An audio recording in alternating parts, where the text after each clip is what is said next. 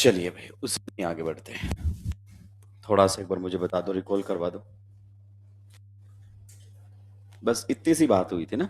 चलिए आगे बढ़ते हैं वन बाय वन। फिर से बता देता हूं मैं, सो दैट हम रिकॉल कर पाए। अगर एल्केन से आपने एच हटा दिया है तो बचे हुए पार्ट को हम बोलेंगे एल्काइल। आगे बात समझ में?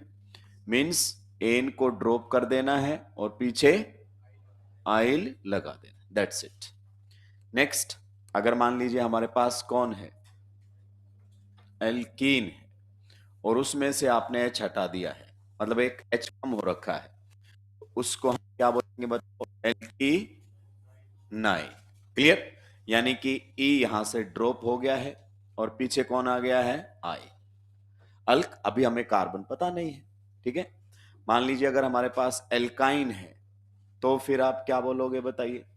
अगर इसमें से एक एच कम कर दिया गया है तो सिंपली यहां से भी ई ड्रॉप हो जाएगा और पीछे क्या लग जाएगा? आई। बस अब आपको कुछ नहीं करना है, सिंपली कार्बन वहां पर रखते हुए चलना है, ठीक है। आइए सभी ध्यान देंगे वन बाय वन चीजों के ऊपर। पेन आपके डाउन ही रहेंगे। मान लीजिए हमारे सामने ये है, उम्मीद करता हूं इतने नेमिंग अपने को पहले से आती है। इसको हम क्या बोलते हैं बताइए? इथीन। क्या बोलते हैं? डबल बॉन्ड वाला है तो इन है, दो कार्बन है तो एथ, इथीन। अगर मैं यहां से एच हटा दूं, क्या हटा दूं? एच। यहां से मैं एक एच हटा देता हूं। क्लियर? तो बताइए कौन सा एच हटाऊं? पहले तो मुझे ये थोड़ा सा क्लैरिटी चाहिए। सर इधर से हटाओ इधर से हटाओ, एक ही बात, बिल्कुल सही। तो जब आप यहां से एच हटा देते हैं तो ये आपके सामने बन जाता है, ठीक है। अब देखो इसको कैसे लिखोगे? ये इथीन था तो इस ग्रुप का नाम बताओ क्या रहेगा? इथीनाइल। सही बात है कि नहीं है? या फिर एक और फेमस नाम चलता है इसका जो कि इससे भी ज्यादा पॉपुलर है, that is vinyl. That is इससे भी ज्यादा पॉपुलर है। ये बहुत कम इस्तेमाल में होता है, इसका इस्तेमाल बहुत ही ज्यादा। तो सर दो चार बातें फेंकिए जहां पर आपको लगता है। जैसे बहुत बार केमिकल रिएक्शंस में आप देखेंगे विनाइल क्लोराइड। क्लियर? विनाइल अमीन, ठीक है। आप रिएक्शंस में देखेंगे इस तरीके से। तो विनाइल क्लोराइड में तो पहले आपको विनाइल यूनिट पता होनी चाहिए। This is vinyl unit. अब यहां पर क्या लगा दोगे बताओ? Cl।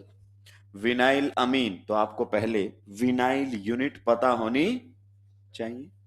So this is your vinyl unit. और अब यहां पर क्या लगा दोगे? अमीन का मतलब NH2। बताइए किसी को कोई दिक्कत आपत्ति परेशानी है क्या? होनी भी नहीं चाहिए।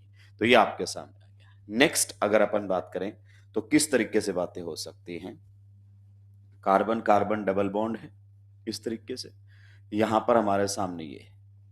तो अगर आप इसको देखोगे तो ये हमारे सामने रहेगा, बताइए क्या? प्रोप इन। इसका नाम क्या रहेगा? प्रोप इन। आगे बात समझ में? ये हमारे सामने है प्रोपीन। अब इसमें यहां से भी एच हट सकता है, यहां से भी एच हट सकता है और यहां से भी एच हट सकता है, पर हमें जो काम का है वही ध्यान रखना है। क्लियर? अगर इसमें हम नंबरिंग करें इसमें, तो नंबरिंग इसमें डबल बॉन्ड की साइड से होती है। 1 यहां पर रहेगा, 2 यहां पर रहेगा, 3। आप इसको प्रोपीन बोल दो या फिर क्या बोल दो बताओ? प्रोप 1 इन। ये 1 क्या बता रहा है? कि डबल बॉन्ड पोजीशन 1 पर है। जब किसी फंक्शनल ग्रुप की या फिर किसी सब्स्टिट्यूएंट की पोजीशन 1 होती है तो हम लिख भी देते हैं और नहीं भी लिखते। मतलब ये नाम भी सही है और वो नाम भी सही है, दोनों में कोई फर्क नहीं है। अब इस पूरे ऑर्गेनिक कंपाउंड में आप बताओ विच कार्बन इज sp3? पूरे ऑर्गेनिक कंपाउंड में which carbon is sp3? 1 number, 2 number और 3 नंबर? 3 नंबर। क्लियर? तो हमें केवल 3 नंबर से एच हटाना है। यहां से हमने 3 नंबर से क्या हटाना है? एच। अगर हमने 3 नंबर से एच हटा दिया है, क्या बोला मैंने? अगर हमने 3 नंबर से एच हटा दिया है तो यही आपका पार्ट बचा। तो आप इसको क्या कहोगे इन जनरल? आप बोलोगे सर ये तो एक एल्किनाइल ग्रुप है। आप पहले बताओ ये बात सही है कि नहीं है? भाई इधर अगर आप देखेंगे तो ये आपके सामने क्या थी? एक एल्कीन। आपने इस एल्कीन में से एक एच हटा दिया है तो ये कौन सा ग्रुप बना होगा? Alkenyl group. अब एल्केनाइल तो इन जनरल हो गया, मतलब आपने कार्बन यहां बताए ही नहीं। अब इस एल्केनाइल ग्रुप में अलग अलग बन सकते हैं, यहां से हटाओगे, यहां से हटाओगे और यहां से हटाओगे, तो हमें केवल sp3 वाले पर ही ध्यान देना है। क्लियर? सबसे पहले आप समझिए, इसका कॉमन नेम है जो कि बहुत ही ज्यादा फेमस है, इसको हम बोलते हैं allyl. This group is known as allyl group. This group is known as allyl group. Means when hydrogen is removed from propene, from which carbon? sp3 carbon. Then the formed group is known as allyl. अभी आप देखेंगे बहुत सारी इस पर हम बातें करेंगे। ठीक है, तो ये तो इस तरीके का कॉमन नेम इसका हो गया है। ठीक है, इसका आयुपैक नेम भी आपके सामने रहेगा। ध्यान से सुनना, इसमें जो नंबरिंग आपने की है वो मल्टीपल बॉन्ड के हिसाब से की है। किसके हिसाब से की है? 1 इसको मिलना चाहिए, पर जैसे ही किसी ऑर्गेनिक कंपाउंड में से H हटाकर ग्रुप बना दिया है, तो ग्रुप बनने पर एक ही रूल है, जिसका H हटा हुआ है उसको नंबर 1 मिलना चाहिए। आगे हम आयुपैक नेमिंग में भी बात सीखेंगे दोबारा से। क्लियर? हमने पढ़ा नहीं, हालांकि आगे मैं बताऊंगा। तो इसमें नंबर 1 यहां नहीं करना है। अगर इसमें आपने नंबरिंग ऐसे कर दी 1 2 3, सो दिस इज रॉन्ग। जैसा इसमें नंबरिंग था एग्जैक्टली वैसा नहीं रहेगा। नंबर 1 किसको मिलेगा? जिसका H हटा हुआ, चाहे डबल बॉन्ड को कुछ भी नंबर मिले, कोई फर्क पड़ने वाला नहीं। ये 1 रहेगा, ये 2 रहेगा और ये 3 रहेगा। तो जब आप इसका नाम लिखोगे तो बताओ कितने कार्बन है आपके पास? 3। प्रोप। अब बताइए डबल बॉन्ड कौन सी पोजीशन पर है? सेकेंड पोजीशन पर। इन, और आप जानते पीछे आएगा आई। ये देखिए, तो नाम लिखने में तो कोई फर्क नहीं पड़ा। किया क्या हमने? जस्ट ई हटाकर क्या लगाया पीछे? आई। पर इसमें डबल बॉन्ड की पोजीशन चेंज हो गई। इसमें नंबर 1 इसको मिला हुआ था, क्लियर, और उसमें नंबर 1 जहां से H हटा उसको मिलेगा। It's a simple concept, it's a simple concept. आगे मैं मल्टीपल टाइम रिवाइज करवाऊंगा इसको कि सब्स्टिट्यूएंट्स के केस में, यानी कि एल्काइल ग्रुप्स, एल्किनाइल ग्रुप्स के केस में नंबर 1 उस कार्बन को मिलेगा जिसका H हटा। पाई बॉन्ड को जाए जो मिले, कोई फर्क पड़ने वाला नहीं है। ये आईपीएससी का रूल है। हालांकि ज्यादा चलन में रहता है एलाइल। क्या रहता है? एलाइल। जैसे अब आपके सामने ढेर सारे यहां से स्ट्रक्चर्स आ जाएंगे। पहले तो बोलेगा कि भाई बताइए आप स्ट्रक्चर्स किसकी? एलाइल ब्रोमाइड की स्ट्रक्चर क्या होगी? ठीक है, फिर आपके सामने रहेगा कि बताइए स्ट्रक्चर एलाइल कार्बोकेटाइन की स्ट्रक्चर क्या होगी? ठीक है, फिर आपसे पूछेगा बताइए एलाइल अल्कोहल की स्ट्रक्चर क्या होगी? फिर आप बताइए एलाइल अमीन की स्ट्रक्चर क्या होगी? इस तरीके से फिर पूछेगा आपसे बताइए एलाइल कार्ब एनाइन की स्ट्रक्चर क्या होगी? फिर आपसे पूछेगा बताइए एलाइल फ्री रेडिकल की स्टेबिलिटी, मतलब स्ट्रक्चर क्या होगी? एलाइल फ्री रेडिकल या एलाइल कार्बन फ्री रेडिकल बोल, एक ही बात है। आइए, सबसे पहले क्या आप एलाइल यूनिट जानते हैं? प्रोपीन में से H हटने पर एलाइल यूनिट बनती है, पर H कौन सा हटना चाहिए? sp3 कार्बन, और पूरे प्रोपीन में sp3 एक ही होता है, टेंशन लेने की जरूरत ही। So this particular unit is allyl.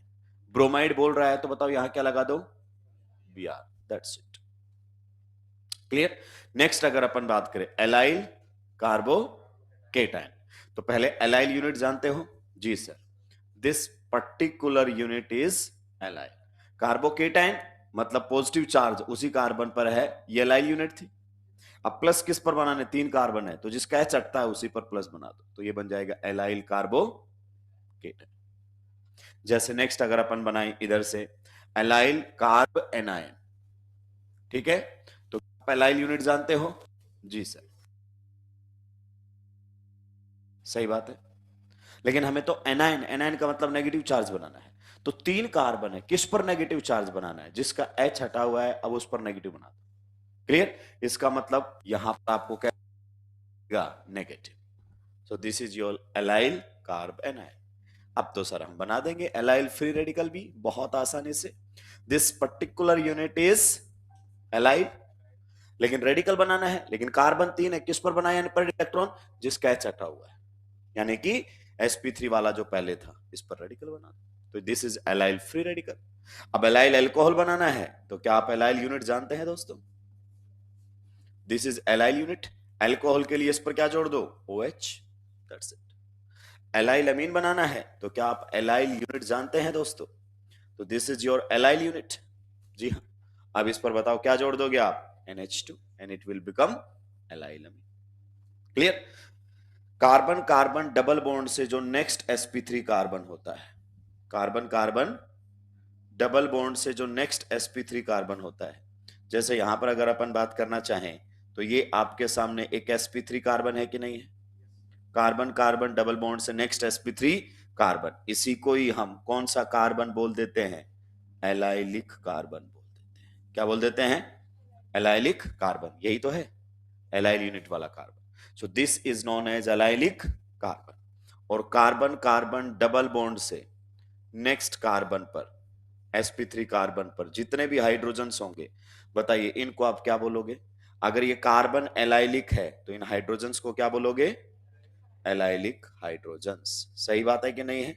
तो इस तरीके की बातें भी आपको आगे रिएक्शंस में देखने को मिल सकती हैं। तो क्या अपने दिमाग में एलाइल यूनिट क्लियर हो गया सभी को? पक्का? चलिए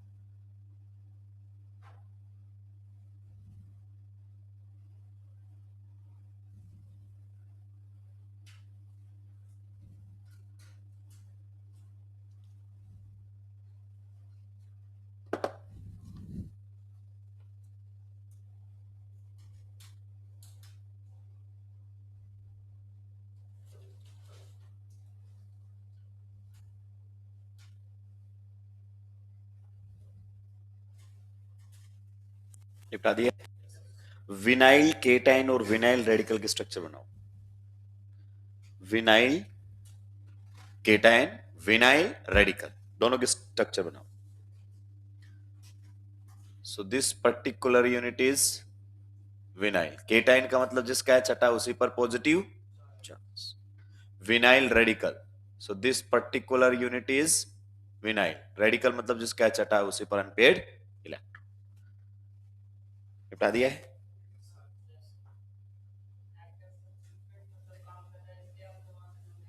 यस, जब भी एच हटा हुआ होगा तो नंबर वन उसको मिलेगा जिसका एच हटा हुआ है। ये आईपीएससी का रूल है, आईपैक नेमिंग में फिर बताऊंगा आपको। ठीक है?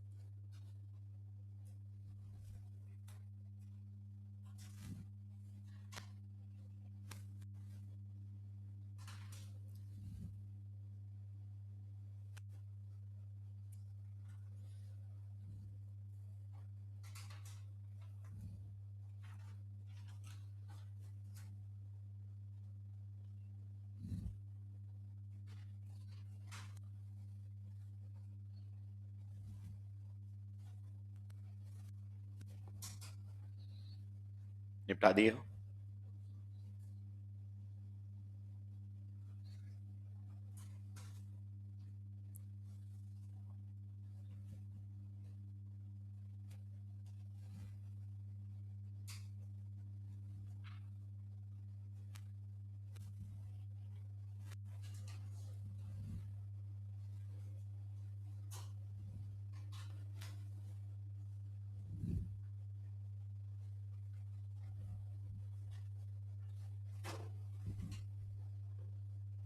आप निपटा दिए हो?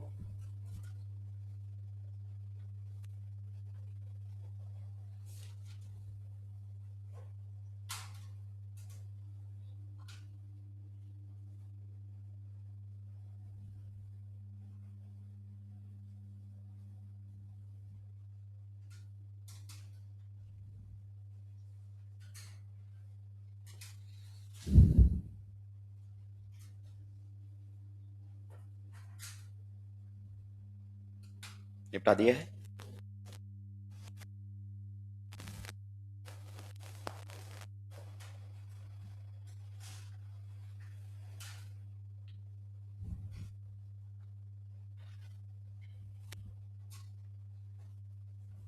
आप निपटा दिए हो?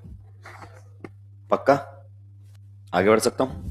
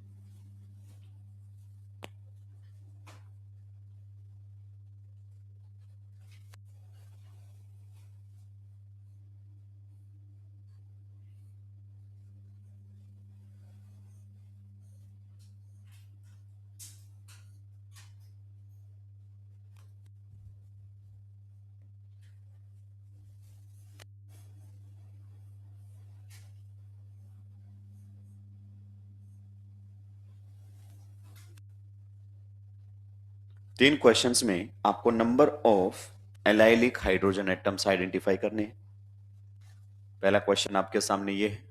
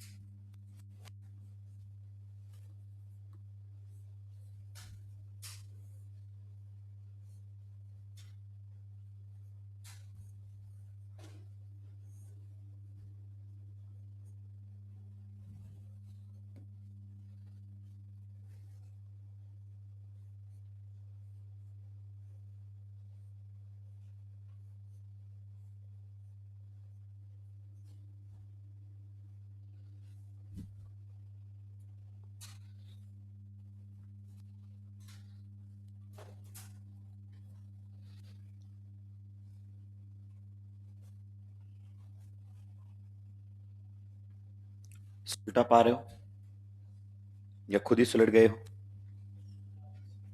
सुलटा दिए हो, खुद नहीं सुलटना है। नहीं, कई सालों तक सुलटते रहेंगे हम।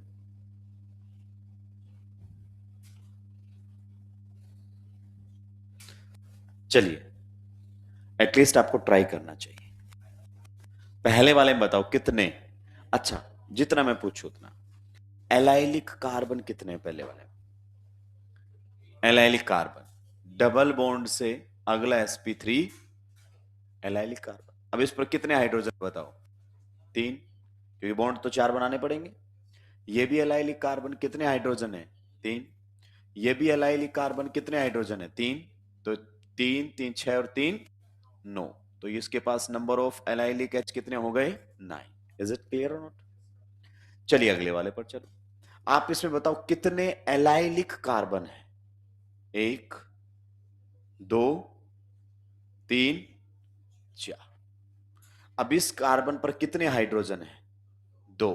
जितने बॉन्ड बचे उतने। इस पर कितने हाइड्रोजन है बताओ? 3। इस पर कितने हाइड्रोजन है बताओ? 3।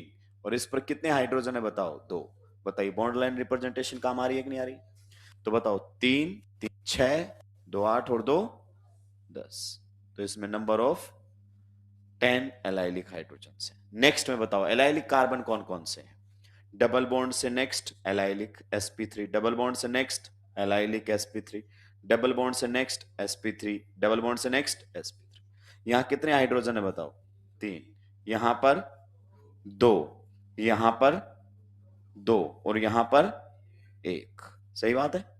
तो बताओ 3 2 5 2 7 और 1 8। ठीक है। क्या सर हमसे ऐसे ही क्वेश्चंस नीट में पूछे जाएंगे? तो दोस्त इतना बुरा समय भी नहीं आया है नीट का ना, पर इनकी अहमियत है। आपसे कभी नहीं पूछेगा 3 multiply by 2 is equal to, नहीं पूछेगा, आप भी जानते हैं, पर ये हमें तो आना चाहिए वरना क्वेश्चन नहीं बनेंगे। तो हमें एलाइलिक कार्बन और हाइड्रोजन मालूम होना चाहिए। नेक्स्ट कहता है identify allylic and vinylic halides. Halides का मतलब जहां हेलोजन एलाइलिक कार्बन पर हो या विनाइलिक। तो आप एलाइलिक कार्बन तो जान चुके हैं, अब विनाइलिक कार्बन भी जान लीजिए। कार्बन कार्बन डबल बॉन्ड वाले जो कार्बन्स हैं, कार्बन कार्बन डबल बॉन्ड वाले जो कार्बन्स हैं, इन्हीं कार्बन्स को हम विनाइलिक कार्बन कहते हैं। क्या कहते हैं? Vinylic carbon. और इससे नेक्स्ट sp3 कार्बन को क्या बोलेंगे? एलाइलिक। तो अगर कार्बन कार्बन डबल बॉन्ड पर हेलोजन है तो विनाइलिक हैलाइड होगा, और डबल बॉन्ड से नेक्स्ट sp3 पर है तो एलाइलिक होगा, हैलाइड। क्लियर? तो बताइए पहले वाले के बारे में क्या ख्यालात है? कार्बन कार्बन डबल बॉन्ड पर ही है, so it is a vinylic halide. सही बात है। नेक्स्ट में बताइए डबल बॉन्ड पर है कि उससे नेक्स्ट कार्बन पर है? हेलोजन नेक्स्ट कार्बन पर, सो this is what? Allylic halide. सही बात। अगर एलाइलिक कार्बन पर है तो एलाइलिक हैलाइड। नेक्स्ट वाले में बताइए, ये तो कार्बन कार्बन डबल बॉन्ड पर ही है, सो this is what? Vinylic halide. ठीक है। ये देखो डबल बॉन्ड से नेक्स्ट वाले पर है तो दिस इज एलाइलिक। सही बात है। नेक्स्ट वाले में बताइए, डबल बॉन्ड से नेक्स्ट वाले पर है, ये एलाइलिक कार्बन है कि नहीं है? सो this is again allylic halide. सही बात है। तो हम बड़ी आसानी से पहचानने लगे। नंबर 6 पर बताइए ये आपका कौन सी कैटेगरी में आएगा? एलाइलिक है, विनाइलिक है, कैसा है? ना तो एलाइलिक है और ना ही विनाइलिक है, दोनों में से ये कुछ भी नहीं है। इज इट क्लियर और नॉट? निपटा। आगे अच्छे क्वेश्चंस का बेस बन रहा है, जो पहले पढ़े हैं वो जानते हैं। Vinylic halides do not undergo SN1 SN2 reaction. तो पहले विनाइलिक हैलाइड तो पता होना चाहिए। तो आप समझिए हर चीज आपके सिलेक्शन में कंट्रीब्यूट करेगा, कोई डायरेक्टली और कोई इनडायरेक्टली।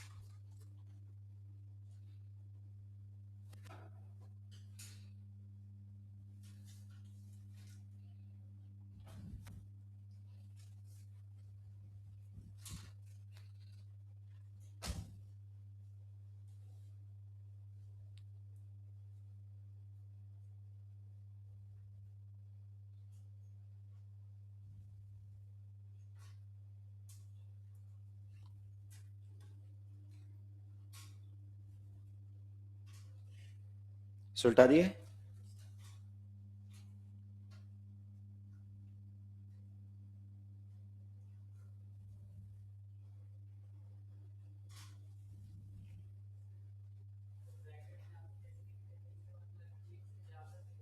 हाँ, एक भी हो सकता है, एक से ज्यादा भी। तो ये तो इंग्लिश का इस्तेमाल किया गया है। अगर मान लो मैंने एटम्स लिख दिया तो बाय डिफॉल्ट एक से ज्यादा ही है, और एटम लिख दिया मतलब एक ही है। तो ग्रामेटिकली मैं इनकरेक्ट नहीं होना चाहता। ऐसा एग्जामिनर भी करता है, जब भी वो ऐसे लिखता है मतलब एक भी हो सकता है और एक से ज्यादा भी हो सकता है। निपटा दिया है सभी ने? अभी तक के किसी क्वेश्चन में कोई डाउट होना भी नहीं चाहिए। आगे बढ़ सकता हूं? चलिए, अगर मान लीजिए ये हमारे सामने है, अब ट्रिपल बॉन्ड वालों पर भी बात कर लेते हैं। ठीक है दोस्त, इसका आयुपैक नेम बताओ, कितने कार्बन है? 2। और ट्रिपल बॉन्ड के लिए आइन, तो ये इथाइन है।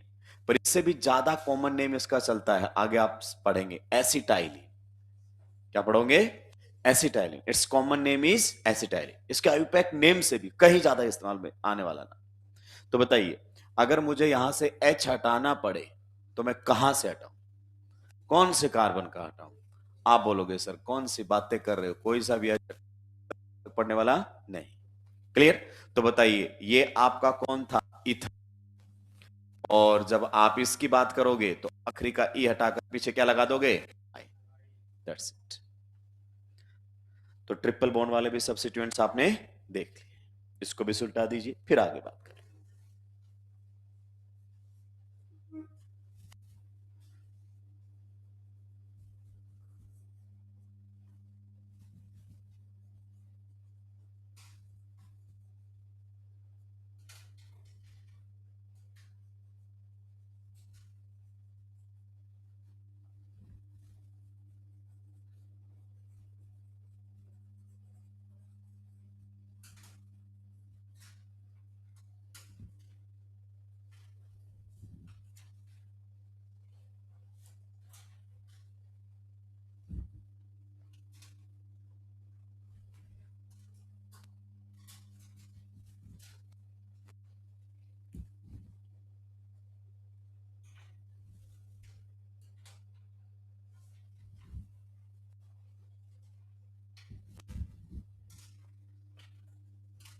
सुलटा दिया है। चलिए नेक्स्ट, आप पेन डाउन कर देंगे हेडिंग लगा के, इनको भी हम समझेंगे। इससे हम हमारी इंपॉर्टेंट जो है टर्म्स क्लियर हो जाएंगे, यही ज्यादातर रिपीट होती रहती है।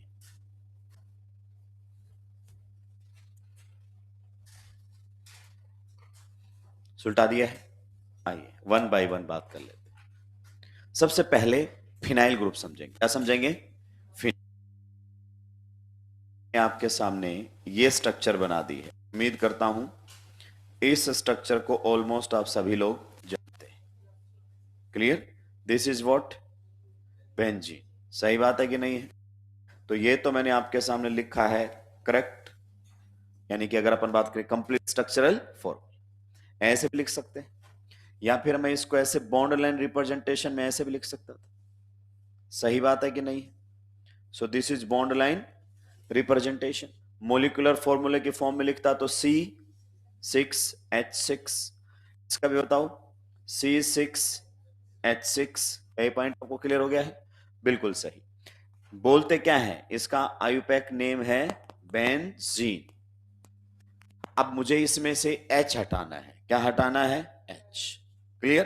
तो आप जानते हैं यहां भी हाइड्रोजन है, यहां भी हाइड्रोजन है, यहां भी हाइड्रोजन है, यहां भी हाइड्रोजन है, और यहां पर भी हाइड्रोजन। सही बात है, हर कार्बन पर हाइड्रोजन है, यहां तो साफ दिख ही रहा है। अब मुझे H हटाना है। पहला मुद्दा है मैं कौन सा H हटाऊं? कोई से भी हटा लो, सारे एक जैसे, कोई फर्क पड़ने वाला ही नहीं है। तो कोई भी H हटाया जा सकता है। तो सबसे पहले वाले स्ट्रक्चर के थ्रू हम समझने की कोशिश करें।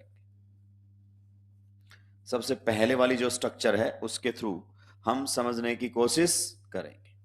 मान लीजिए मैंने ये H हटा दिया, तो यहां पर हाइड्रोजन है, यहां पर भी हाइड्रोजन है, यहां पर भी हाइड्रोजन है, यहां पर भी हाइड्रोजन है, और यहां पर भी हाइड्रोजन है। तो अगर मान लीजिए मैंने ये H हटा दिया तो बाकी हटाने की जरूरत नहीं है। बेंजीन से H हटाने पर बेंजाइल नहीं बनता है, जैसे एल्केन से H हटाने पर एल्काइल। तो बेंजीन से H हटाने पर बेंजाइल नहीं। बेंजीन से जब आप H हटा देते हैं तो बचे हुए ग्रुप को बोलते हैं फिनाइल। मोस्ट कंफ्यूजिंग होता है, वो बोलता है बेंजाइल क्लोराइड, आप ये बना लेते हो, ये बेंजाइल नहीं है, ये फिनाइल है। फिर अगर यहां से कोई भी H हटा लिया जाए तो इसी को ही अगर हम बॉन्ड लाइन रिप्रेजेंटेशन में लिखेंगे तो बताओ इसी तरीके से लिखेंगे कि नहीं लिखेंगे? ये लीजिए, इसका मतलब ये एच हटा हुआ, बाकी एच मौजूद है यहां पर। तो ऐसे लिखो, एक ही बात है। तो अगर हम इसको मोलिकुलर फॉर्मूले की फॉर्म में लिखना चाहें तो आप बताइए इसमें कितने कार्बन है? 6। हाइड्रोजन कितने हैं? 5, और एक एच हटा हुआ है। जैसे आप CH3 मिथाइल ग्रुप को लिखते थे तो इसको ऐसे भी लिखा जा सकता है। क्लियर? अगर आप बेंजीन को आगे बताऊंगा मैं, बेंजीन को कई बार हम एरीन भी बोल देते हैं। क्या बोल देते हैं? एरीन। ठीक है, तो एरीन इस्तेमाल में लोगे तो बचे हुए ग्रुप को क्या बोलोगे बताओ? इसको एराइल। यानी कि इसको फिनाइल बोल दो, एराइल बोल दो, एक ही बात है। अगर एब्रीवेशन इस्तेमाल में लोगे तो क्या लिखोगे बताओ? पीएच। इसका एब्रीवेशन इस्तेमाल में लोगे तो बताओ क्या लिखोगे? AR। और कई बार हम इसको फाई से भी डिनोट कर देते हैं, रिप्रेजेंटेशन। जैसे एंगल को किससे लिखते हैं? थीटा से। टेम्परेचर को डिग्री से। क्लियर? तो कई बार पीएच की जगह सिंपल फाई लिखा हुआ मिल सकता है, फिनाइल लिखा हुआ मिल सकता है, एराइल लिखा हुआ मिल सकता है, और फाई लिखा हुआ मिल सकता है। ये सब इसी की ही रिप्रेजेंटेशन है। मतलब आप समझिए, कभी अगर आपके सामने क्वेश्चन ऐसे आ जाए यूं, तो इसको आप ठीक से इंटरप्रेट कर पाएंगे? कैसे समझेंगे बताइए? इसका मतलब ये फिनाइल ग्रुप है। कौन सा ग्रुप है? फिनाइल। और उसका एच हटाकर क्या लगाया हुआ है? Cl। ये दोनों स्ट्रक्चर इक्विवेलेंट है, एक ही बात है। एग्जामिनर डेढ़ क्षण बनने की कोशिश कर रहा है। मान लीजिए कभी उसने आपके सामने ऐसे लिख दिया Cl, इसका मतलब भी पीएच का मतलब कौन सा ग्रुप है बताओ? फिनाइल ग्रुप है। सही बात है कि नहीं है? क्लियर? कौन सा एच हटाना है? कोई सा भी हटा लो, उससे कोई फर्क पड़ने वाला नहीं है। तो यहां पर अगर अपन बात करें तो Cl है। कई बार फिर डेढ़ निशाना बनेगा, PHOH लिखेगा। आप बताइए, अगर PHOH लिखा तो पीएच का मतलब कौन सा ग्रुप है? फिनाइल। मतलब बेंजीन से एक एच हटा हुआ, कौन सा? कोई सा भी हट सकते हैं। तो ये फिनोल है, ऐसे भी लिख देता है, ऐसे भी लिख देता है, हमें मालूम होना चाहिए। क्लियर? कई बार ऐसे लिख देगा AR और Cl, तो आप समझ गए इसका मतलब भी एराइल ग्रुप है। कौन सा ग्रुप है? एराइल ग्रुप है। तो ये सब इसी की ही रिप्रेजेंटेशन है। तो थोड़ा सा ध्यान देने की बात है कि जब वो आपसे बोलेगा कि बनाइए आप क्या, बेंजाइल, तो बेंजीन से एच हटने पर बेंजाइल नहीं बनेगा, क्योंकि अगला ही हमारा कौन सा ग्रुप है? बेंजाइल। तो फिनाइल और बेंजीन अलग चीज है। बेंजीन से एच हटने पर फिनाइल बनता है, ना कि बेंजीन। क्लियर? और बताओ, अगर कभी आपके सामने लिखा हुआ मिल गया C6H5Br, तो आप समझ गए कौन सा ग्रुप है? फिनाइल। क्लियर? या कभी ऐसा लिखा हुआ मिल गया C6H5OH, फिर समझ गए कौन सा ग्रुप है? फिनाइल। तो जब तक हम इसके यूज टू नहीं होंगे तब तक हमें कहीं ना कहीं धर लेगा। सुलटाइए।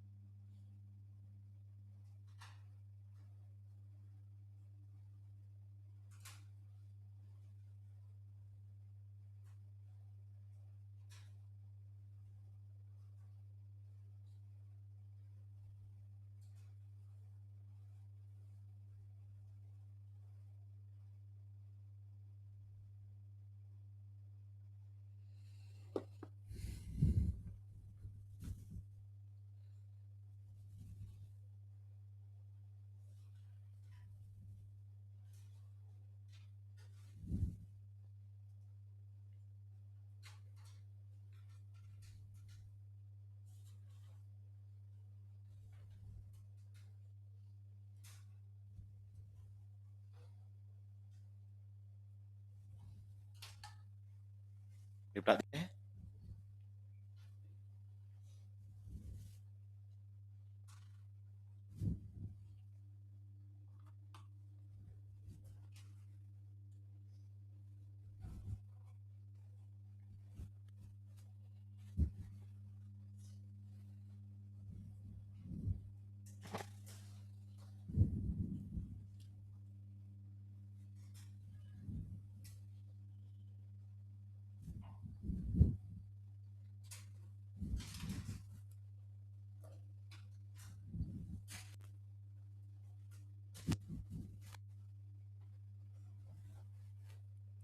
अब निपटा दिया है, आगे बढ़ सकते हैं।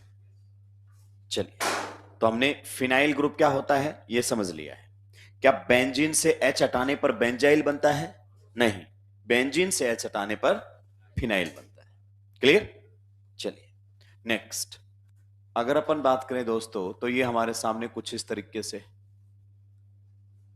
इसका कॉमन नेम होता है टोलुइन, है टोलुइन। आगे पढ़ेंगे जब आयुपैक नेम होता है इसका मिथाइल बेंजीन, यानी कि बेंजीन के ऊपर कौन सा ग्रुप लगा रखा आपने? मिथाइल। हालांकि टोलुइन को भी आयुपैक नेम एक्सेप्ट किया गया है, वो नेमिंग में बात करेंगे, अभी वो मुद्दा नहीं। आप मुझे बताइए टोलिन में कितने sp3 कार्बन है? कितने sp3 कार्बन है? एक। तो हम जितने भी H हटाएंगे sp3 से हटाएंगे आप। क्लियर? मान लीजिए अगर हमने यहां से पहला H हटाया sp3 कार्बन से, CH3 वाले कार्बन से, अगर हमने पहला H हटाया तो बताइए यहां पर क्या बन जाएगा? यही ग्रुप बनेगा। अगर टोलिन से H हटाते हो दोस्तों तो इसे हम बोलते हैं benzyl. This is benzyl. Benzene से H हटने पर बेंजाइल नहीं बनता है। तो आप समझिए, जो आपका बेंजीन से नेक्स्ट sp3 कार्बन होता है, बेंजीन से नेक्स्ट sp3 कार्बन होता है, इसी को ही हम बोलते हैं बेंजाइलिक कार्बन। क्या बोलते हैं? Benzylic carbon. और इस पर मौजूद हाइड्रोजन्स को क्या बोलोगे आप? Benzylic hydrogen. जैसे एलाइलिक याद है आपको? कार्बन कार्बन डबल बॉन्ड से नेक्स्ट वाले को क्या बोलते थे? एलाइलिक। तो सर ये भी तो कार्बन कार्बन डबल बॉन्ड से नेक्स्ट sp3 है। जी हां, पर ये डबल बॉन्ड बेंजीन का है, इसलिए इसको बोला गया है बेंजाइलिक कार्बन। और इस कार्बन पर मौजूद हाइड्रोजन्स को बोला जाएगा बेंजाइलिक हाइड्रोजन्स। सही बात है। अभी हम बात कर लेंगे साइड में मैं आपके लिए। क्लियर? ये आपके सामने बेंजीन है। अगर मान लीजिए यहां पर ये हाइड्रोजन्स हैं, बेंजाइलिक कार्बन पर हैं, तो ये आपके कहलाएंगे, बताइए कौन से हाइड्रोजन्स? Benzylic hydrogens. तो इनको भी हम आइडेंटिफाई कर लेंगे बढ़िया तरीके से, हम एकदम बिल्कुल बेसिक से ही चल रहे हैं। ठीक है? तो ये आपके बेंजाइलिक हाइड्रोजन्स हो जाएंगे। क्लियर? अब इसको देखो कैसे कैसे लिखा जा सकता है। आप बताओ बेंजीन से एच हटा हुआ है कि नहीं हटा हुआ है? अगर मैं पूछूं इस वाले पार्ट को अगर ठीक से लिखो, इस वाले पार्ट को बताओ कितने कार्बन इस वाले पार्ट में? You will say 6 carbon. कितने हाइड्रोजन्स हैं? You will say 5 hydrogens. और आगे कौन जुड़ा हुआ है? CH2। ऐसा ही कुछ है कि नहीं है?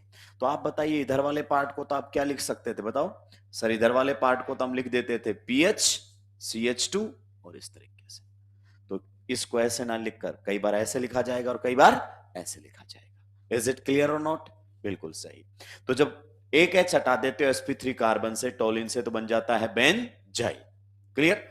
अगर आपने एक H और हटा दिया है, क्या किया आपने दोस्तों? आपने एक H और हटा दिया है उसी कार्बन का, किसी और कार्बन का नहीं। ठीक है? तो आप इसको बोल सकते हो बेंजल। क्या बोल सकते हो? बेंजल। या तो बेंजल बोल सकते हो, या फिर आप इसको बोल सकते हो बेंजाइलिडीन। क्या बोल सकते हो? बेंजाइलिडीन। कुछ समझ में आया?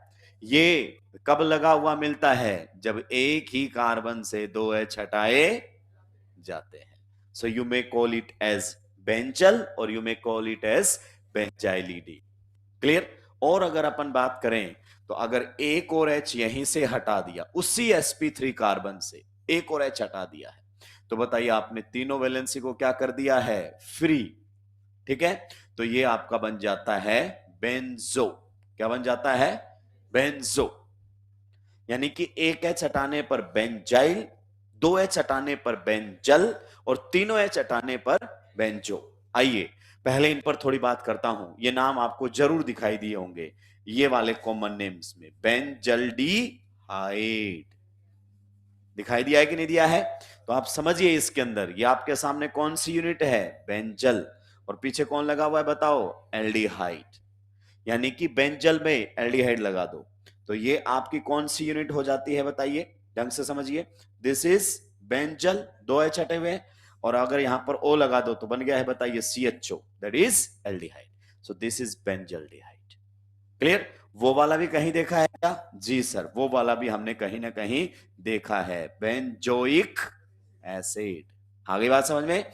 तो ये देखो इसमें बेंजो, इधर से देखोगे तो आगे बात समझ में, और उधर से देखो तो ये आपको दिखाई देगा oic acid. So it's benzoic acid. यानी कि बेंजो यूनिट बनाओ तो सर बेंजो यूनिट तो हमारे सामने कौन सी होती है, ये होती है जिसमें तीनों एच हटे हो। क्लियर? इधर ऑक्सीजन जोड़ दो और उधर OH जोड़ दो, बन गया कार्बोक्सिलिक एसिड। तो ये बन जाता है आपके सामने बेंजोइक एसिड। और इस पर तो हम डिटेल में अभी बहुत सारी बातें करेंगे, because two terms are very important, one is allyl and one is benzyl. Repeatedly इस्तेमाल में ली जाती है ऑर्गेनिक केमिस्ट्री के अंदर। तो जल्दी से यहां तक छापिए, फिर आगे बढ़ूंगा।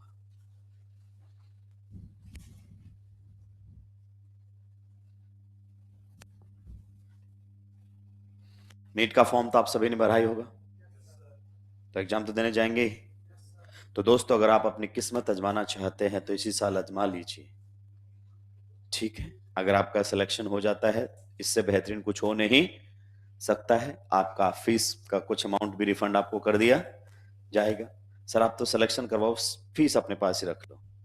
इतनी सस्ती सीट कहां मिलती है कि फीस देने से ही सिलेक्शन हो जाए। मैं बस इसलिए कहना चाहता हूं कि अगर आपको लगता है कि आप बहुत बेहतरीन किस्मत वाले हैं और आपके पास बहुत यूनिक टेक्निक्स है सही तुक्का लगाने की, तो प्लीज इसी बार ट्राई कर लेना, ठीक है?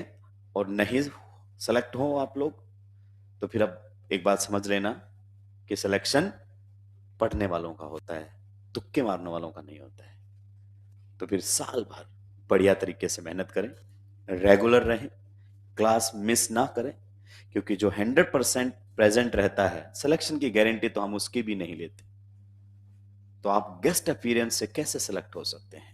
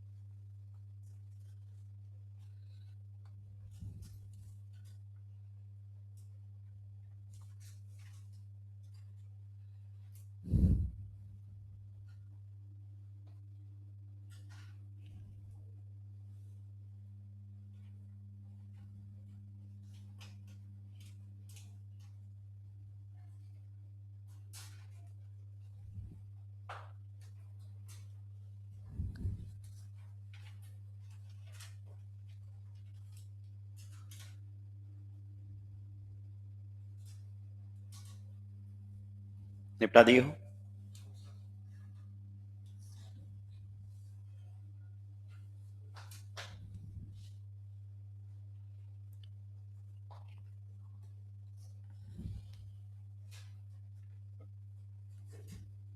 जनाब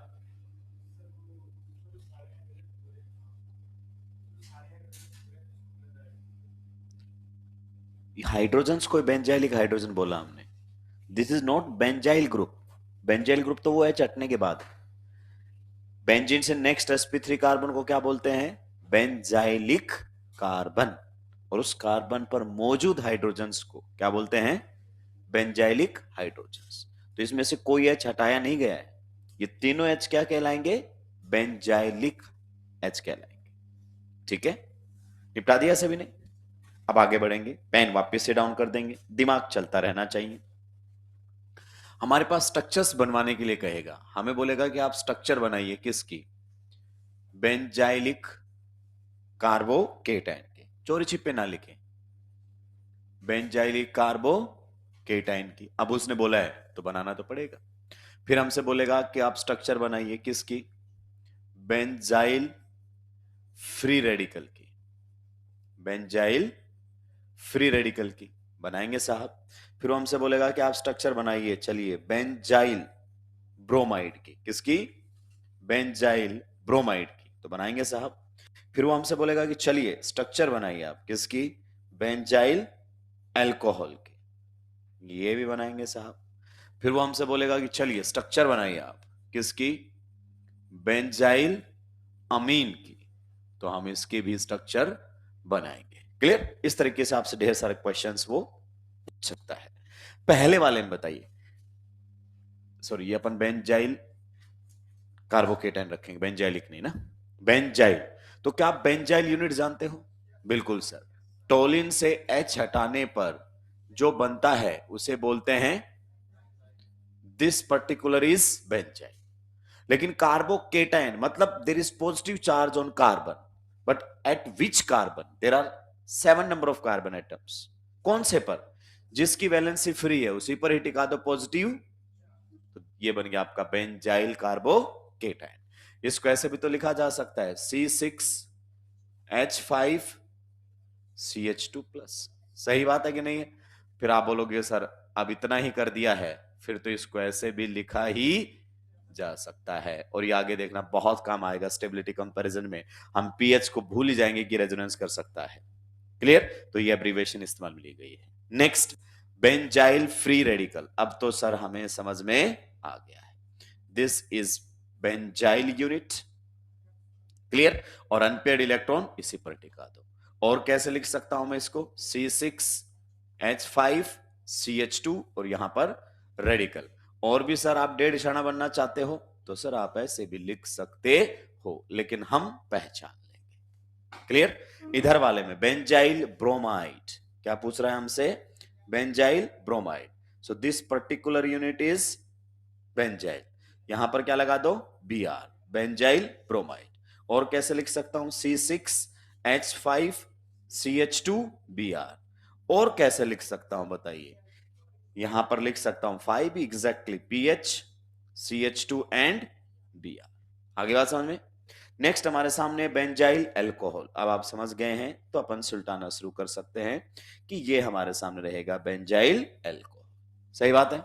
नेक्स्ट हमसे पूछ रहा है बेंजाइल अमीन। तो बस बेंजाइल यूनिट बनाओ और जो H फ्री है यानी कि H हटाया गया है वहां पर NH2 ग्रुप टिका दीजिए। सुलटाइए।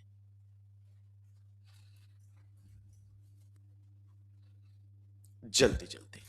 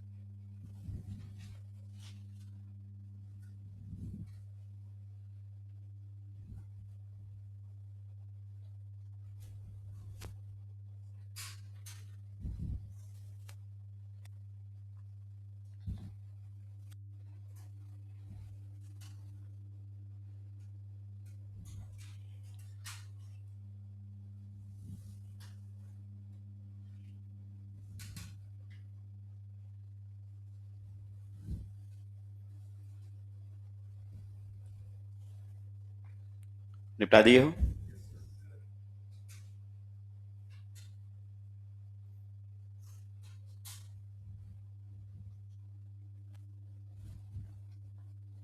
तो अभी तक तो आप रियलाइज कर चुके होंगे कि हम बिल्कुल बहुत ही बेसिक से चल रहे हैं, ठीक है? तो कभी बच्चों के दिमाग में आता है कि नहीं नहीं यार, मैंने तो कभी ऑर्गेनिक पढ़ी ही नहीं, इनऑर्गेनिक पढ़ी ही नहीं है, या नीट की प्रिपरेशन की ही नहीं है, प्रो बैच में नहीं जाऊंगा मैं तो। नाम का प्रो है ये।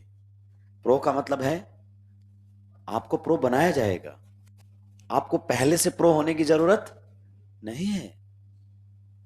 समझे? आप बिल्कुल बेसिक से चीजें सीखेंगे और प्रो लेवल तक जाएंगे। तो जो भी आपका कोई दोस्त इस बात से चिंतित हो कि नहीं यार प्रो में नहीं जाऊंगा, मैं तो पहले बिल्कुल जीरो लेवल से शुरू करूंगा, 1-2 साल तो मैं बेसिक बेसिक पढ़ूंगा। क्या बोला मैंने? 1-2 साल तो बिल्कुल बेसिक बेसिक पढ़ूंगा, पहले मैं लीडर बनूंगा, फिर मैं अचीव करूंगा। ठीक है? आप बोलिए, आप जीरो से प्रो बन सकते हैं। ठीक है। हाँ, वो क्या है कि एक बच्चों को बताया जाता है, एक तरीका होता है कि तू तो अभी लीडर वाला है, मैं अचीवर वाला हूँ। फिर वो कहता है मैं अल्फा अचीवर वाला हूँ, फिर मैं वो वाला हूँ, मैं प्रो वाला हूँ, मैं प्रो प्लस वाला हूँ, फिर प्रो अल्ट्रा मैक्स वाला हूँ। तो हम यही बच्चों में डिफ्रेंशिएट कर देते हैं कि तू जूनियर, अभी तेरा दूसरा ही साल है, तमीज से बात कर। मेरा तो 5वां है, पंचवर्षीय योजना इस बार पूरी कर दूंगा मैं। तो ऐसा कुछ करने की आपको जरूरत, अगर आप 12th एक बार में क्लियर कर सकते हैं दोस्त, नीट भी कर सकते हैं। मैक्सिमम टॉपर्स पहली बार में निकलते हैं। ठीक है? 1 या 2 बार मुश्किल से हुआ है जब टॉप 10 में रैंक किसी ड्रॉपर की आई है। वो तब आई है जब पेपर 2 कोड़ी का होता था, कोविड के बाद, या कोविड। वरना अच्छे पेपर में ड्रॉपर नॉर्मली अच्छे परफॉर्म नहीं करते, सेलेक्ट होते हैं नो डाउट, पर टॉप 10 के अंदर रैंक फ्रेशर बच्चा ही लाता है, क्योंकि जिसके पास दिमाग होता है पहली बार में उल्टा देता है। ठीक है? तो प्रो का मतलब क्या होता है? आपको प्रो होने की जरूरत, आप बिल्कुल जीरो से आइए, हम आपको प्रो लेवल तक पहुंचाएंगे। आगे बढ़ सकते हैं जनाब? प्रो से रिलेटेड डाउट है क्या? देखिए, देर आर फ्यू एक्सेप्शंस, मैंने आपको बोला है नॉर्मली जो स्टेटमेंट दी जाती हैं वो हिस्ट्री पे बेस्ड होती हैं। हमारे पास रिजल्ट्स हैं। ऐसा जेई एडवांस में एक बार हुआ है, हिंदी मीडियम के छात्र ने टॉप रैंक एक्वायर किया था। वो रैंक 1 लाने के लिए दोबारा उसने प्रिपरेशन की थी। बंसल क्लासेस का टॉपर था, उनको खुद को ही नहीं पता था, उनको खुद को ही नहीं पता था कि टॉपर हमारे यहां से आ गया है। सर्च कर रहे थे कि 1 कहां से आया, 1 कहां से आया। वो पहुंच गया कि सर मेरा 1 आया। इनको विश्वास नहीं हुआ कि हिंदी मीडियम का भी 1 आ सकता है। तो ड्रॉपर ला सकते हैं, ऐसी बात नहीं है, पर रिजल्ट्स ये कहते हैं कि फ्रेशर्स का रैंक ज्यादा अच्छा आया है। और आप अपने आप को फ्रेशर ही मानिए। अब मैं आपको मोटिवेट कर रहा हूं, आप अपने आप को ड्रॉपर मत मानिए। अगर आपने नीट की कभी तैयारी नहीं की है तो आप अपने आप को फ्रेशर ही कंसिडर कीजिए, क्योंकि आप तो चीजों को पहली बार ही पढ़ रहे हैं। ऐसे कोटा में 3 साल वाला भी फ्रेशर ही होता है, क्योंकि 2 साल वो पढ़ाई, जब वो पढ़ना शुरू करता है तब वो फ्रेशर कहलाता है। ड्रॉपर का मतलब दिल दिल से मेहनत की बढ़िया तरीके से, पर वो सेलेक्ट नहीं हुआ, वो ड्रॉपर कंसिडर करता हूं मैं। आप दूसरी बार एडमिशन लिया, ये ड्रॉपर नहीं होता है, फ्रेशर ही हमारे लिए। तो क्योंकि पढ़ना तो आपने इसी साल शुरू किया, तो आप अपने आप को फ्रेशर मानकर चले दोस्त। ठीक है? आइए आगे बढ़ते हैं। पूछ रहा है identify number of benzylic hydrogens. Clear? इधर देखिए, बेंजाइलिक कार्बन बताओ। बेंजीन से next sp3 carbon benzylic, benzene से next sp3 carbon benzylic, benzene से नेक्स्ट sp3 कार्बन बेंजाइलिक। तो नंबर ऑफ बेंजाइलिक कार्बन कितने इस कंपाउंड में? 3। तो बताइए इस कार्बन पर कितने हाइड्रोजन है? 3। इस पर भी कितने हाइड्रोजन हैं? 3। और इस पर भी कितने हाइड्रोजन हैं? 3। सही बात है। 3 3 6 और 3 9, तो इसमें 9 बेंजाइलिक हाइड्रोजन है। नेक्स्ट वाले में बताइए, इधर बेंजीन से नेक्स्ट ये भी, बेंजीन से नेक्स्ट ये भी, बेंजीन से नेक्स्ट ये भी, बेंजीन से नेक्स्ट ये भी। So how many benzylic carbons are there? 4। Hydrogens बताओ। इस पर कितने हाइड्रोजन है? 3। इस पर भी कितने हैं? 3। इस पर कितने हैं? 2। इस पर कितने हैं? 2। आगे बात समझ में? तो 4 3 7 और 3 10, तो इसमें 10 बेंजाइलिक हाइड्रोजन। अगले वाले में मुझे बेंजाइलिक कार्बन से बता पाओगे कितने हैं? 4। एग्जैक्टली, बहुत बढ़िया। तो आप बिल्कुल फ्रेशर है, यहां पर भी, यहां पर भी, इधर भी और इधर भी। इधर बताओ कितने हाइड्रोजन हैं? 2, इधर 2, इधर 2 और इधर कितने हो गए? 8 benzylic hydrogen. Clear? Note down कीजिए जल्दी से, आगे बढ़ेंगे।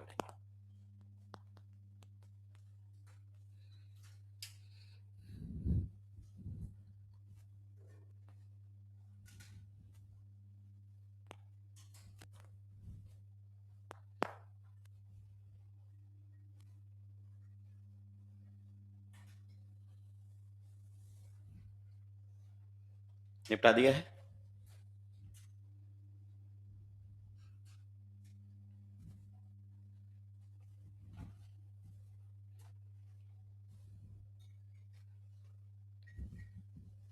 सुलटा दिया सभी ने?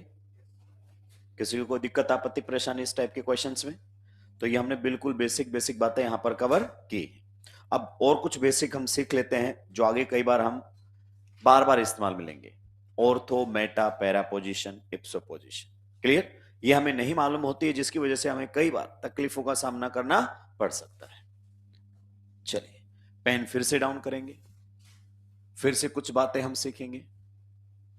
इप्सो, comma ortho, comma meta and para positions, and para positions. आ गई बात समझ में? इन पर हम बात कर लेते हैं, इप्सो, ortho, Meta and para positions. Technically position मतलब पोजीशन बताने के लिए इनका इस्तेमाल किया जाता है। आयुपैक नेमिंग में हम नंबर्स का इस्तेमाल करते हैं। ठीक है?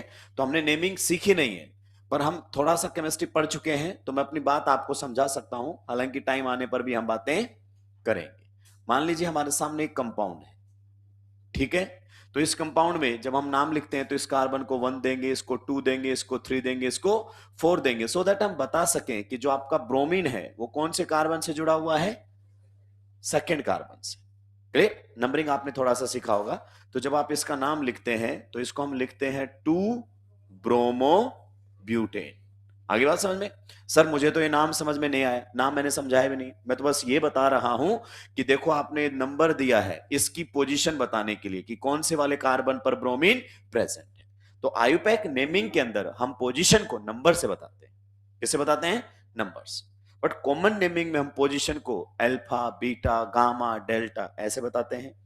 बेंजीन पर पोजीशंस को हम बताते हैं ऑर्थो, मेटा, पैरा से। क्लियर? जैसे मैं अभी आपको समझाऊंगा।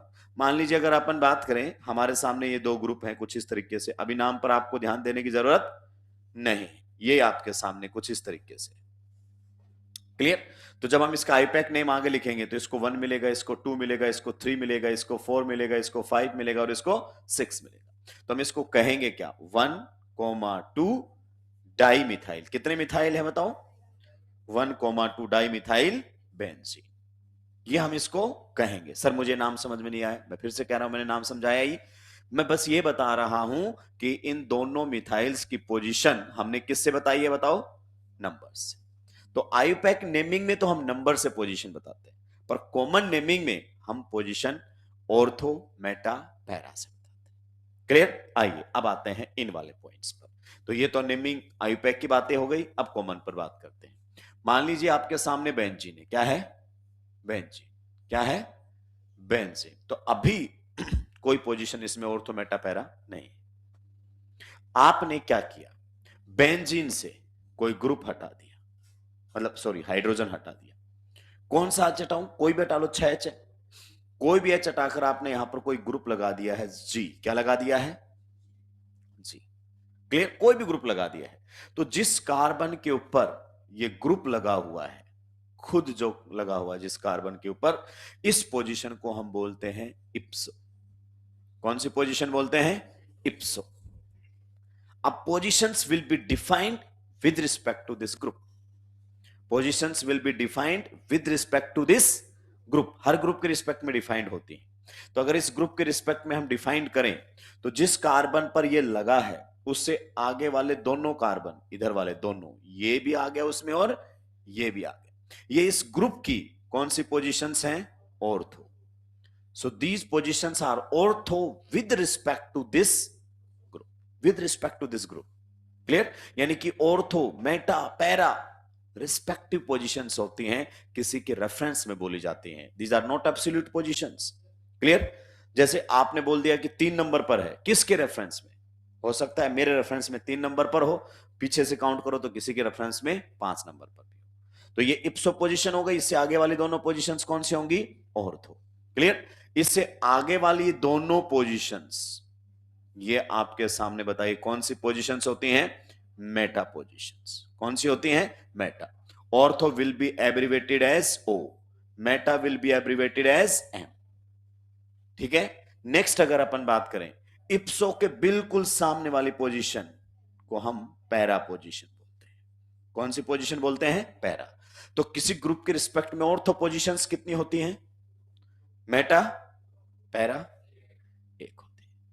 तो ये आपके सामने है। जैसे अभी आप ध्यान से सुनिएगा, मान लीजिए अगर अपन बात करें, ये हमारे सामने है कुछ इस तरीके से, यहां पर लगा दिया है CH3, यहां पर लगा दिया है CH3।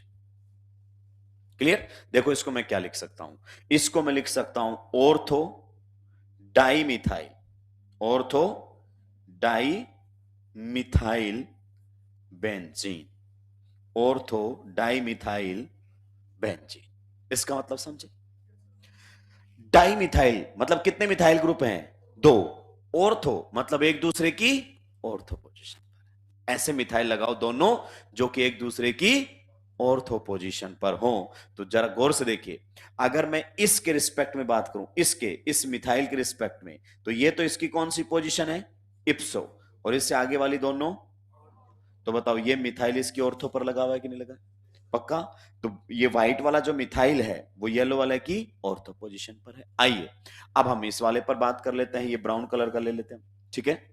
तो बताइए ये इसकी कौन सी पोजीशन है? इप्सो। इधर वाली ये दोनों पोजीशन इसकी ऑर्थो। तो आप ये कह सकते हो ना कि ये मिथाइल ग्रुप येलो वाले मिथाइल ग्रुप की ऑर्थो पर है, या ये भी कह सकते हो कि येलो वाला मिथाइल ग्रुप ऑरेंज वाले की ऑर्थो पर। तो एक दूसरे की ऑर्थो पोजीशन पर ये ग्रुप जुड़े हुए हैं। तो आप स्ट्रक्चर बनाने में आपको तकलीफ नहीं होनी चाहिए। ऑर्थो डाइमिथाइल बेंजीन, 2 मिथाइल ऐसे लगाइए कि एक दूसरे की ऑर्थो पर आए। क्लियर? और इसी को ही हम बोल देते हैं दोस्तों, आगे बताऊंगा इसको बोलते हैं हम ऑर्थो जाइलीन। क्या बोलते हैं? Ortho xylene. मतलब सर मैं समझ गया, डाइमिथाइल बेंजीन को ही क्या बोल देते हो? Dimethyl benzene is known as xylene. तो अगर 2 मिथाइल एक दूसरे की ऑर्थो पोजीशन पर है तो ऑर्थो जाइलीन। पक्का? चलिए और थोड़ा आगे बढ़ते हैं, जरा ध्यान से देखिए। यहां पर अगर अपन बात करें तो इस तरीके से, यहां पर भी CH3 है और यहां पर भी CH3 है। क्लियर? मैं थोड़ा सा कलर में डिफरेंशिएट कर लेता हूं ताकि थोड़ा हम अच्छे तरीके से समझ सकें, मैं अपनी बातों को बढ़िया तरीके से आप लोगों के सामने रख सकूं, ये हमारे सामने। ठीक है? अब आप बताइए, ऑरेंज वाला मिथाइल येलो वाले मिथाइल की कौन सी पोजीशन पर है? कौन सी पोजीशन पर बताइए? मेटा। आप बताइए ये कौन सी पोजीशन हो गई? इप्सो। इससे दोनों आगे वाली पोजीशन, कोई ग्रुप नहीं यहां पर। इससे आगे वाली दोनों पोजीशन, पक्का। तो ये मिथाइल इधर वाली पर होता, उधर वाली पर होता, से कद्दू फर्क नहीं पड़ता है। कई बार आगे बच्चा कंफ्यूज हो जाता है जब हम रिएक्शंस में प्रोडक्ट बनाते हैं कि सर मैंने तो इधर वाली मेटा पर लगा दिया, आपने तो उधर वाली मेटा पर लगाया है। These are two same compounds. आगे बात समझ में? नेक्स्ट अगर अपन बात करना चाहें तो ये पैरा है, पैरा पर भी कुछ भी नहीं है। तो आप कह सकते हैं कि जो ब्राउन कलर का मिथाइल है वो येलो कलर के मिथाइल की मेटा पोजीशन पर है। अब आइए ब्राउन वाले के रिस्पेक्ट में बात करते हैं। This position is इप्सो। इप्सो इसके रिस्पेक्ट में, इसके रिस्पेक्ट में ये मेटा है और इसके रिस्पेक्ट में ये, इसका मतलब ऑर्थो मेटा पैरा रिलेटिव है, फिक्स नहीं है। आगे बात समझ में? इसके रिस्पेक्ट में ये वाली पोजीशन बताओ कौन सी है और ये वाली। अब समझो, ये पोजीशन ब्राउन वाले के रिस्पेक्ट में क्या है? ब्राउन वाले के रिस्पेक्ट में, और येलो वाले के रिस्पेक्ट में पूरा बोलना चाहिए। हम बस मेटा ऑर्थो पैरा बोलते रहते हैं, किसकी पोजीशन है ऑर्थो मेटा पैरा हमें पता होनी चाहिए। फिर अगर हम आगे बढ़े तो ये बताओ मेटा, और ये भी, तो बताओ येलो वाला मिथाइल ब्राउन वाले मिथाइल की कौन सी पोजीशन पर है? मेटा। तो ये आपके सामने बनकर आ जाता है मेटा डाई मिथाइल बेंजीन। सही बात है कि नहीं है? एक मिनट सर, आपने अभी अभी चमकाया हमको कि डाई मिथाइल बेंजीन की जगह जाइलिन भी लिख सकते हैं, तो बिल्कुल आप इसको लिख सकते हो मेटा जाइलिन। ठीक है, तो ऑर्गेनिक बहुत इंटरेस्टिंग सब्जेक्ट है, बस सही तरीके से आपको कनेक्ट करना आना चाहिए। ठीक है, चलिए इधर से उल्टा देता हूं मैं। मान लीजिए अगर अपन बात करें कुछ इस तरीके से, ये यहां पर आपका लगा हुआ है CH3, ठीक है, यहां पर अगर अपन बात करें तो लगा हुआ है CH3। क्लियर? सबसे पहले बताइए येलो वाले के रिस्पेक्ट में बताओ ये पोजीशन कौन सी है? ये मिथाइल, येलो वाले मिथाइल की इप्सो पोजीशन है। नेक्स्ट अगर अपन बात करें तो ऑर्थो, नेक्स्ट बात करें तो, और फिर करें तो इस मिथाइल की पैरा पोजीशन का एच हटाकर मिथाइल लगा रखा आपने। क्लियर? तो येलो वाले मिथाइल की पैरा पोजीशन पर ब्राउन वाला मिथाइल है। आइए ब्राउन वाले के रिस्पेक्ट में बात करें तो दिस पोजीशन इज, बताइए ये और ये एक दूसरे की पैरा पर है, तो आप इसको लिख सकते हो पैरा डाई मिथाइल बेंजीन। और एक मिनट सर, अभी आपने बोला था चुपके से क्या कि डाई मिथाइल बेंजीन को तो जाइलिन लिखा जा सकता है, तो बिल्कुल, तो आप इसको पैरा जाइलिन, मतलब दोनों मिथाइल एक दूसरे की पैरा पोजीशन पर है। सही बात है कि नहीं है? बिल्कुल सही बात है। आइए और अगर अपन बात करें तो किस तरीके से बातें की जा सकती है, अब और भी चीजें क्लियर आपको होती हुई नजर आएंगी। ये हमारे सामने दोस्त यहां पर आपने लगा रखा है COOH। क्लियर? यहां पर आप आपने लगा रखा है OH। इन दोनों के रिस्पेक्ट में बात करते हैं। ठीक है, पहले बताइए COOH के रिस्पेक्ट में ये कौन सी पोजीशन है? इप्सो। ये पोजीशन बताओ, ये बताओ, और ये बताओ। तो आप कह सकते हो COOH की पैरा पोजीशन पर OH है। सही बात है, बिल्कुल सही बात है। इधर बात कीजिए OH के रिस्पेक्ट में, बात कीजिए OH के रिस्पेक्ट में, बताओ ये कौन सी पोजीशन है? आप बताइए ये कौन सी है, ये कौन सी है, और ये कौन सी है? पक्का? अब मैं एक पोजीशन को इंडिकेट करता हूं, दोनों के रिस्पेक्ट में बताना वो पोजीशन कौन सी है। आपको इस वाली पोजीशन पर ध्यान देकर बताना है कि ये पोजीशन COOH के रिस्पेक्ट में कौन सी है और OH के रिस्पेक्ट में। तो आगे से ध्यान रखोगे ना, केवल ये बोल दोगे ऑर्थो है, किसकी ऑर्थो है? मेटा बोल दोगे नहीं, किसकी? मेटा है। एक ग्रुप है तो ठीक है, पर दो ग्रुप है तो सोच समझ के बोलना पड़ेगा। इन्हीं में ही हम कॉन्फ्यूज रहते हैं। सुलटाई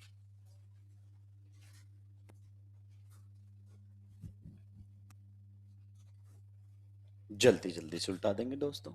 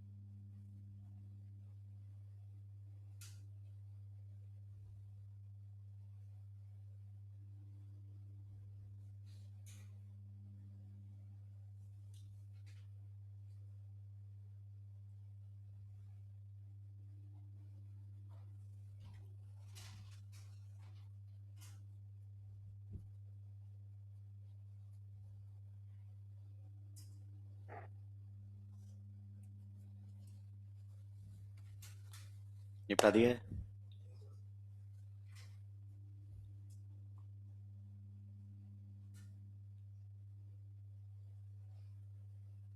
पैरा को किससे लिखेंगे?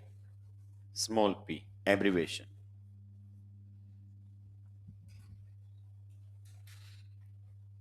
देवी जी मैं बेंजीन बना रहा हूं, आप साइक्लोहेक्सेन बना रही हैं, पाई बॉन्ड खा गए।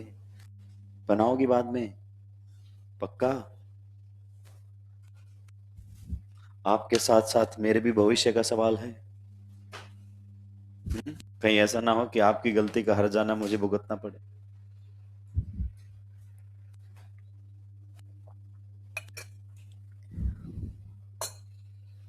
एक दूसरे की गलती का हर जाना तो भुगतना ही पड़ेगा। मैं गलत पढ़ाऊंगा तो आपको भुगतना पड़ेगा, और आप गलत लिखेंगे तो मुझे भुगतना पड़ेगा। ऊपर वाले में गायब है अभी भी।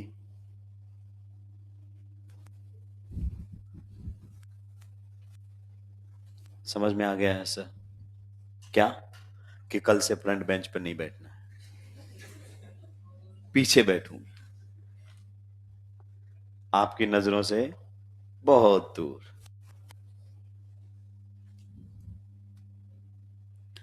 निपटा दिया है। चलिए आज के लिए इतना ही रखते हैं, ठीक है? तो ऑर्गेनिक के जो बेसिक कॉन्सेप्ट थे वो हमने कवर कर दिए। फिजिकल में बेसिक कॉन्सेप्ट कवर कर दिए होंगे टीएनएम सर ने।